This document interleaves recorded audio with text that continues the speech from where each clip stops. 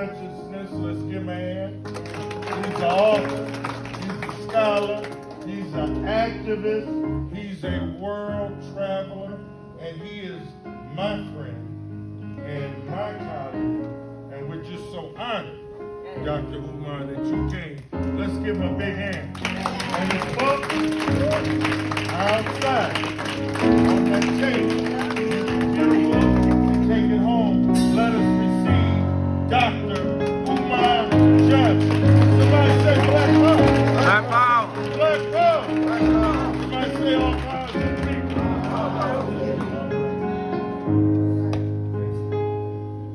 Black Power. Black Power. It's always an honor and a pleasure when I get the opportunity to come to Detroit and spend time with my brothers and sisters here in this good city. You know, a few years ago, we came this close to getting a school here in Detroit. And we fell a little short, and we ended up with 2 schools in Delaware.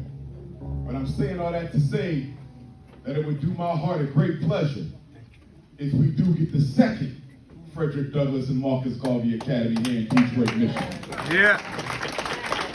I see we got the deputy mayor over there. Give me a scoop. We made a wrong turn back in 1990 when we gave up the fight for community control of our schools and we bought into the charter school thing. I'm not against charter schools. I'm a former charter school principal, but I also know that community control was a much better option than a charter school. But we ended up with the charter school because some of us in the Black consciousness movement saw that if we get off of community control and jump into charter schools, we can write ourselves into the budget. And so now I can be CEO and pay myself $100,000 doing nothing. And so thirsty Black people betrayed the community control movement for a charter school movement. Brothers and sisters, these are the facts. And I can tell you, having evaluated children for more than a generation, nothing's wrong with our children except how they're being taught. But nobody talks about that. Nobody talks about the fact we don't have enough Black men in the classroom. And when you do find a Black man in the school, he's a noontime aide or a lunchroom aide or a gym teacher or a disciplinarian. Why can't he be an instructional leader in the classroom? And why is it when Black children fail, we're always blaming their mothers and not the people who get paid to teach them? Education is the only industry I know where the customer gets blamed for what the merchant did wrong. Brothers and sisters, we also have to recognize this demon called ADHD, this monster called ADHD, which has taken over the Black community, taken over our children, where so many Black boys are diagnosed with ain't no daddy at home disorder.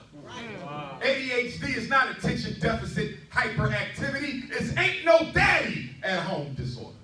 85% of Black boys on stimulant medication don't have a father figure in their life. This has nothing to do with psychology or psychiatry. It's a war on Black males that sends fathers to the penitentiary and then send his son to the psychiatrist. He don't need no drugs. Give him his daddy back. But you don't want to give him his daddy back, so you got to send him to the doctor. And our single mothers doing the best job they can.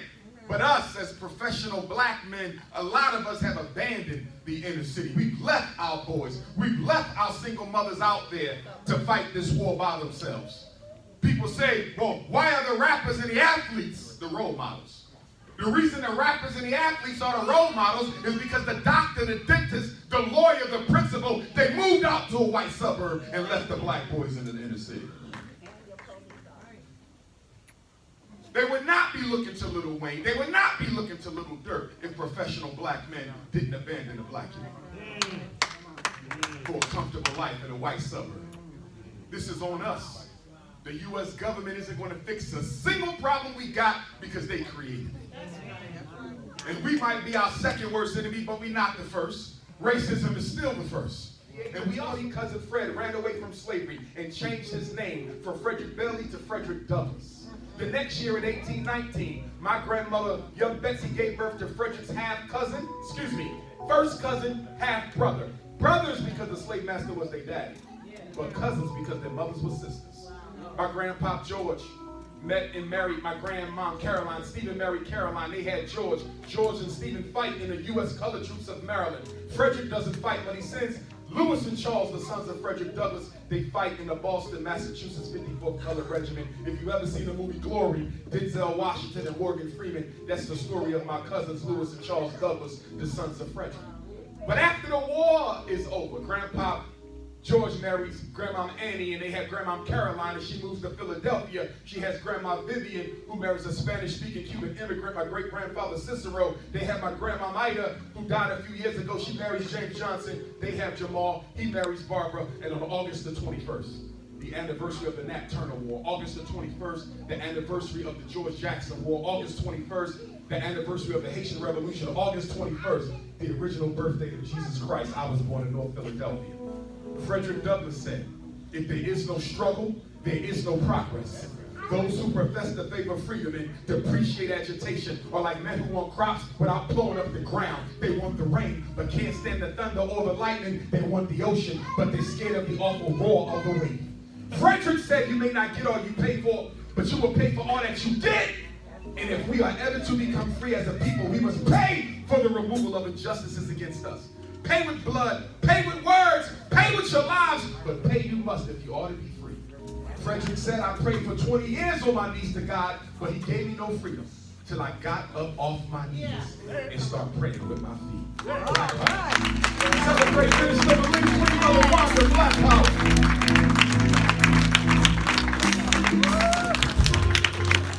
All right. Dr. Umar. Dr. Umar Johnson. Another round of applause. Dr. Umar. Yeah. And believe me, there's no one that understands the importance of getting a small organization than a man running with a bigger nation. All right.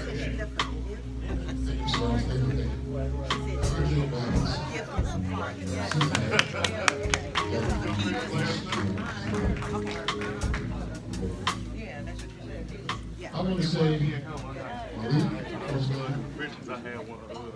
what a great honor to be here. I think you did a great job of making this happen. I'm so pleased that you invited me. And my new general manager, as you see. Let's hear from Maxine Rose. Right quick, when Malik first came to Woodward, I think he was doing the Black yeah. And I received a call. Said, okay, what are you doing? You got the Black Panthers on TV? Thank you. Thank you. Thank you. I said, no, they're all right. I said, man, Rigo, are you crazy? If I ain't had her, I'd talk to you too. She about to get on my goddamn nerves too. Christmas gonna be canceled. She gonna have a fucking name. They're such a great guy. Tell me to take this picture. And there would be maybe not a Little girl. Oh, because because I just told you to stop. Malik marched on Comcast in the middle of the low zero. Comcast was that evil. And he wouldn't stop until he got what we did. We thank you. We appreciate you. I'm not going to say it too long. I'm going to Maxine want to say a few words. And I'm going to sit down. Wait. She keep moving on. You wanna be Good evening, everyone. No, upside down. Look. We are just